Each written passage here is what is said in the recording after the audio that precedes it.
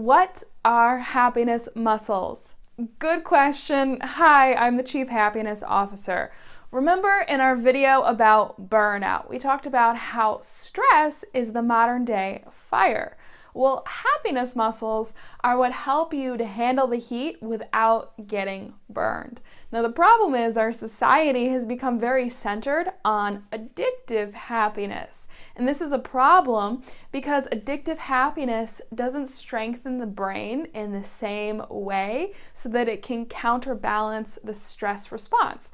For example, when you do things that make you authentically happy, and science finds this is like acts of kindness, expressing gratitude, or exercising mindfulness, it actually changes the way that we process stress in terms of the brain. A lot of times it acts on the prefrontal cortex, which is this beautiful part of the brain that allows you to exercise things like willpower and discipline, essentially changing all of that stress energy into something productive.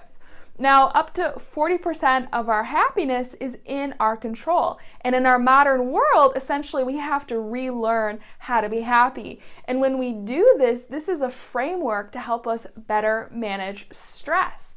Now, Shawn Achor, this Harvard happiness researcher, in his book, The Happiness Advantage, talks about how happiness has an incredible effect on productivity, problem solving, creativity, and the list goes on and on. And you can see how happy people are 31% more productive, or happy salespeople outsell their unhappy competition by 37%.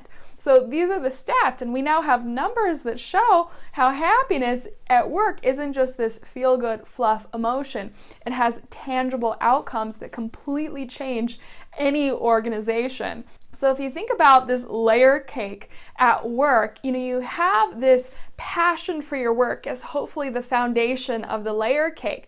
But then the question is that passion only goes so far. You have to have a layer of stress so that you have the motivation to get stuff done. And then you have to have an additional layer of happiness so you can bounce back from that stress. And when teams exercise their happiness muscles together, you have a total transformation so that the workplace is no longer stress-based, but happiness-based, and it wakes up all of this sleeping talent so that people can enter the state of flow because they're passionate and they're able to harness the power of stress. They're able to actually enjoy work, and ultimately studies show that people prefer work to actually just being idle. If you've ever been on vacation after working really hard, it feels so much better than when you're just on vacation all the time.